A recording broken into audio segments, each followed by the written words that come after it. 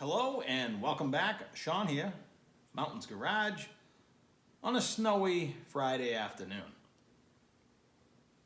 I typically talk about the weather, and we did get 5 or 6 inches of the wettest, heaviest snow you could imagine. It stuck to everything. Like when if I would back drag with the tractor, like in front of the door, if I drove over it with the tires, I now had an unplowable hump.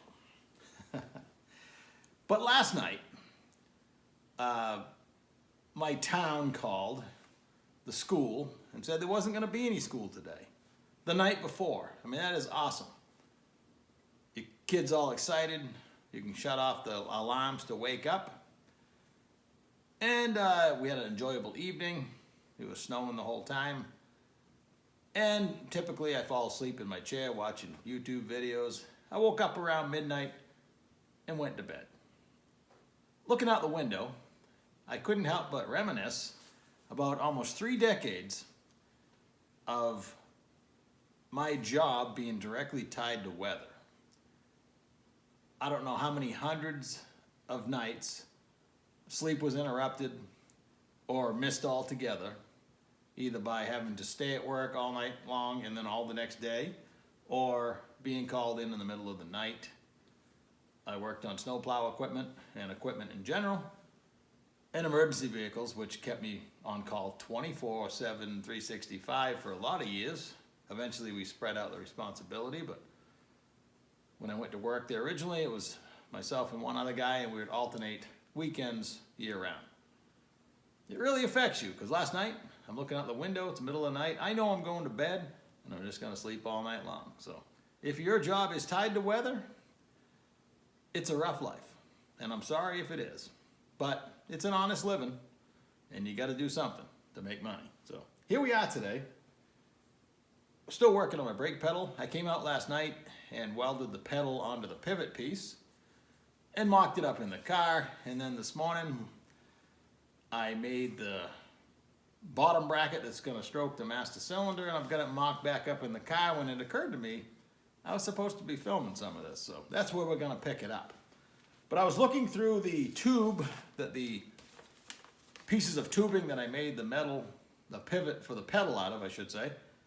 Inside, they give you the chemical and mechanical properties of each piece of tubing, and if you're in a manufacturing facility, this is probably important. For me, it's just interesting before I throw it in the trash. But in both cases, the tubing came from India. One of them is Ray Metals, and the other one I got a kick out of is Good Luck Industries. But they give you all the mechanical properties and chemical properties of the steel, and yeah, important to somebody. And also in the mail today, after I plowed for an hour and a half, I plowed out the mailbox, and along came the mail truck, and this is one of the Model A pedal pads I was talking about. It's got a 1/2-20 stud on the back.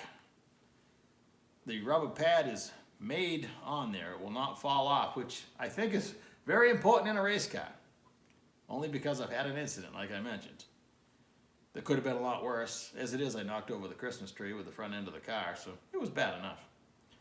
I ended up stalling the engine with the brakes because my foot was trapped over the clutch pedal. So I currently have, and you saw the opening picture, the stock 63 Nova pedal pad, which is attached quite firmly, and I will either, when I'm finished with the mechanical part of the pedal, I'm either going to make myself a 1/2-20 little boss and weld this on the top of the pedal, and that way I can correct any angle if I want to.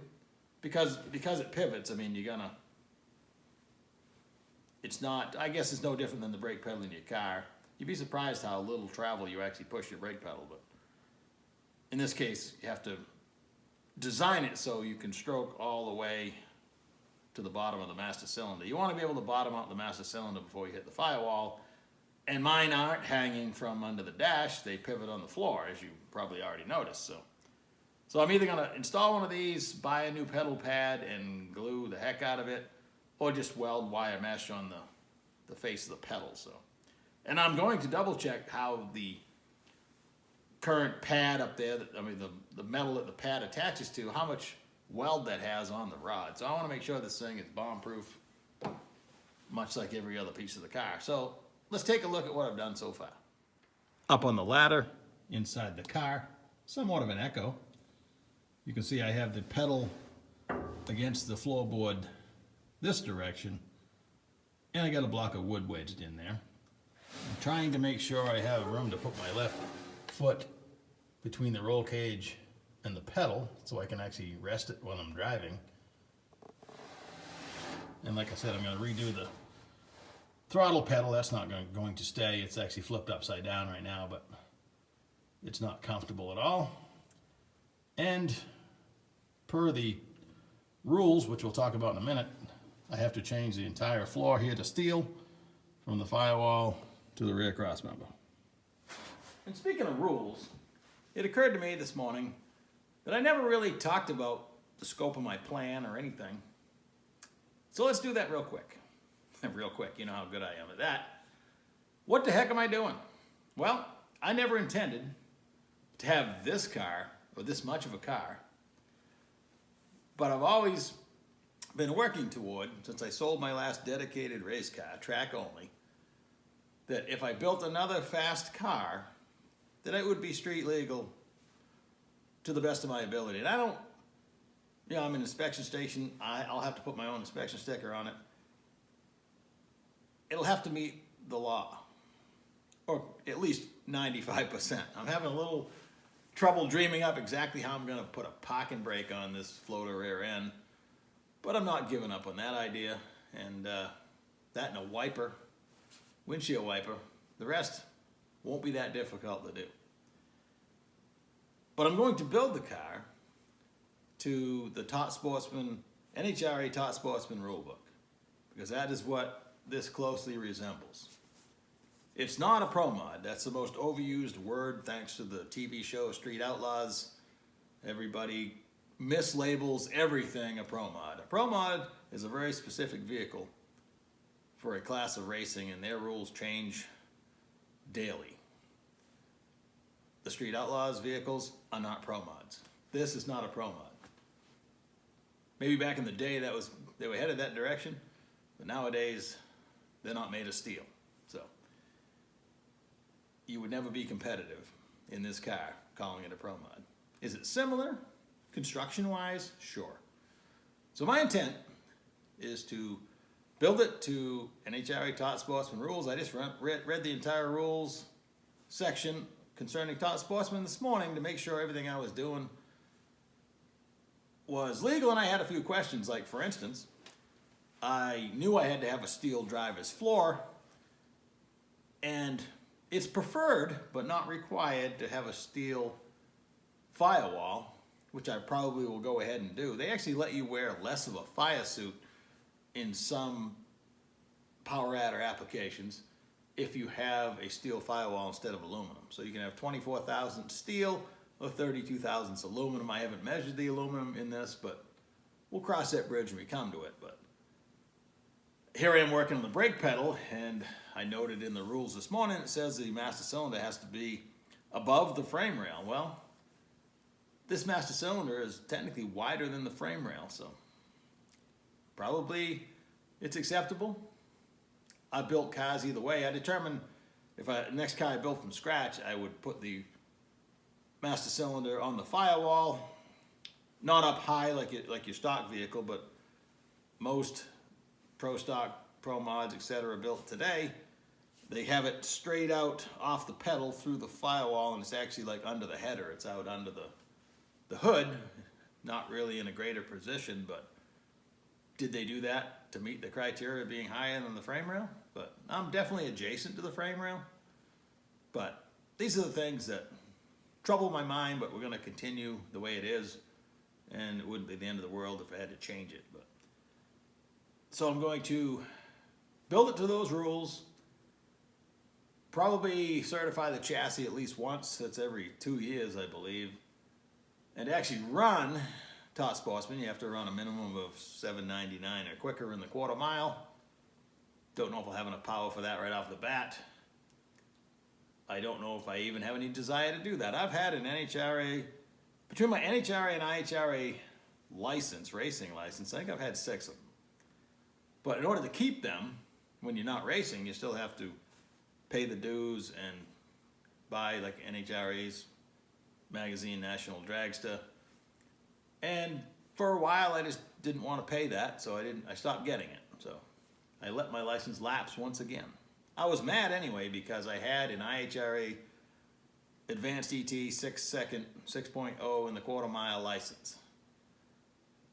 When my local track went to NHRA, they said, oh yeah, just send the paperwork in with your last ET slip and we'll just give you a new license. My last ET slip that I sent them was also the quickest pass I ever made. I went 750 to infinity. They gave me a 750 license and up. They said, when you go 749, 99.9, just send me $20 and I'll give you another license. I didn't have another thousands in my wallet. So that was, one of the beginning of the end at that point in time. That was 10 years ago. So here we are. And I just wanted to drive it. And if I want to race it, well, I'll go through the proper licensing procedure once again if I don't get it in somebody else's car first, which I've done several times. And yeah, that's my plan. So that's clear as mud, I'm sure. Let's do some welding. Wait, I haven't showed you under the car yet. Let's go back under the car. Okay, there's my block of wood holding the pedal up. I just got vice grips on my cross shaft that I built.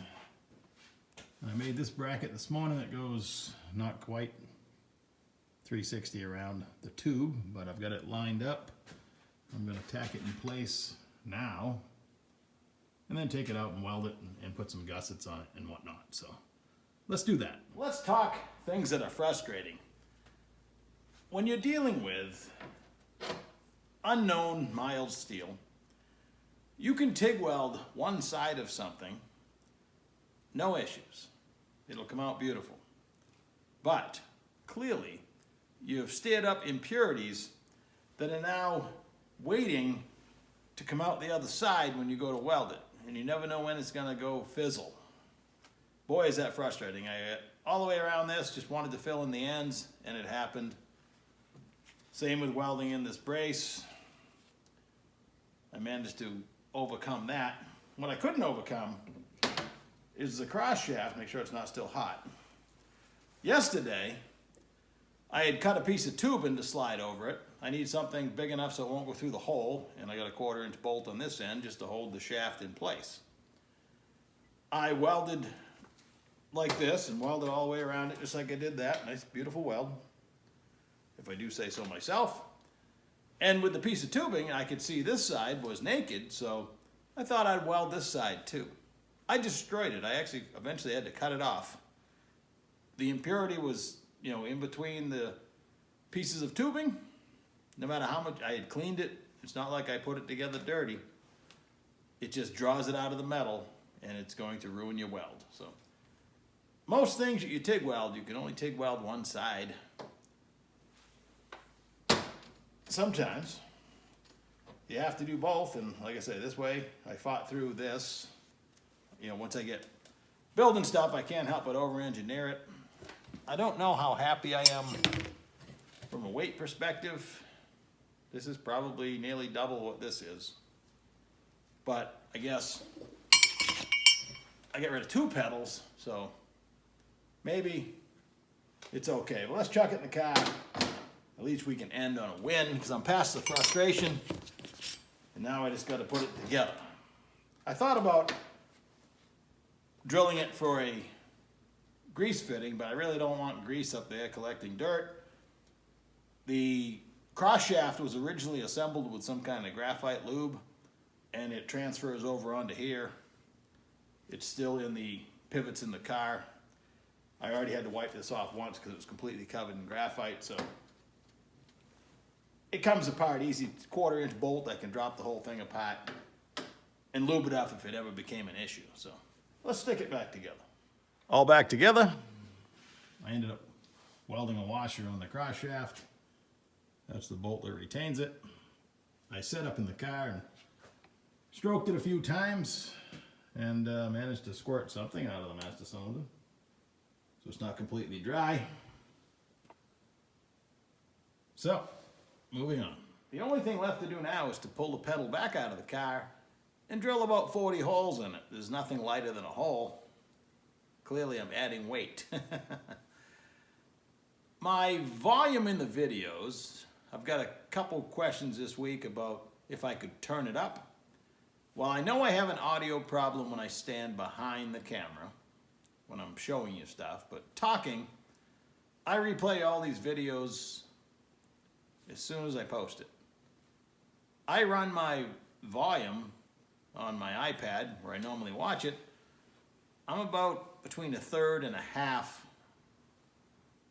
Seldom on my videos do I have to go over half.